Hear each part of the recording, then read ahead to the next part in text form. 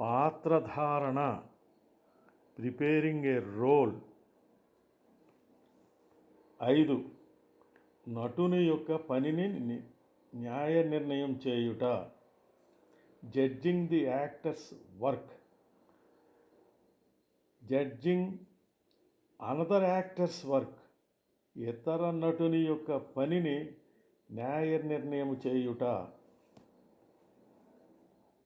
సాధారణంగా నటుని యొక్క పని తర్ఫీదు దృశ్య ప్రదర్శనలో కలిసి ఉంటుంది. తమ తమ పనులలో సమముగా పాల్గొన్నప్పటికీ ఇతర నటులు దాన్ని పరిశీలిస్తారు. ప్రయోగశాలలో కానీ పని జరిగే చోట కానీ ఇతర నటుల పనిని పరిశీలించటము ఉపయోగకరముగా ఉంటుంది. ఇతరుల ప్రదర్శనను పరిశీలించుట, వారి పనిని అంచనా వేయటం వల్ల అదే తరహాలో ఉన్న ఆ సమస్యలను ఆయా నటులు ఏ విధంగా పరిష్కరిస్తున్నారు, అలాగే తాను కూడా స్పష్టముగాను తొందరగాను విలువైన పరిష్కారము పొందవచ్చును. ఈ దిగువన ఇవ్వబడిన మార్గదర్శక సూత్రాలు దృశ్యములలో కానీ నాటకములో కానీ ప్రత్యేక పరిష్కారాలు పొందటానికి ఉపయోగపడతాయి.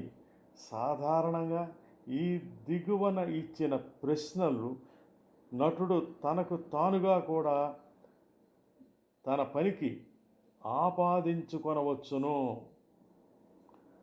6. దృశ్యములో పనిని సరిచూసుకొని పట్టిక, checklist for scene work, evaluating other actors' work in scenes. దృశ్యములో ఇతర నటుల యొక్క పనిని అంచనా వేయుట. 1. దృశ్యము తర్ఫీదు పొందినట్లు కనిపించుచున్నదా. 2. తాము ఎవరై ఉన్నారో నటులకు తెలుసునా. 3. ఆ దృశ్యములో పాత్రలు ఏమి కోరుకున్నాయో నటులకు తెలుసునా. 4. నటులు ఒకరి పనికి ఒకరు అడ్డుపడుతున్నారా, లేక వారి వారి సొంత పనుల్లో నిమగ్నమై ఉన్నారా. 5. నటులు స్వయంగా తమకు తాముగానే పనిచేస్తున్న భావముగా నటిస్తున్నారా. 6. నటులు తమ పాత్రకు కావలసినట్లు తమ భౌతిక నటనలు చేస్తున్నారా. 7. నటులు భౌతికంగా బిరుసుగా ఉన్నారా, లేక నటులు సహజంగా తమ నటనలు చేస్తున్నారా. 8. నటులు స్వరములు బిగువుగా ఉన్నాయా. 9. నటులు ఉద్వేగ స్థితిని సూచించు లేక కనబరుచుతున్నారా, లేక ఉద్వేగము చూడటానికి యథార్థముగా ఉన్నట్లు నటులు చేస్తున్నారా. 10. నటుడు వాచకము చెప్పడానికి వాక్యములు లేనప్పుడు కొంతైనా యథార్థముగా జరుగుతున్నట్లు ఉన్నదా. నటుడు విన్నట్లు మరియు ప్రతిచర్య చేస్తున్నట్టు ఉన్నదా. 11. నటులు దృశ్యాన్ని నాటక పరిమాణములో థియేట్రికల్ సైజ్ ఇస్తున్నారా, లేక నటులు సురక్షితంగా ఆడుతున్నారా, ప్లేయింగ్ సేఫ్. 12. అప్పుడే మీరు సూచిన దాన్ని మీరు నమ్ముతున్నారా. జడ్జింగ్ వన్స్ ఓన్ వర్క్, తన పనిని తాను న్యాయ నిర్ణయం చేసుకొనుట.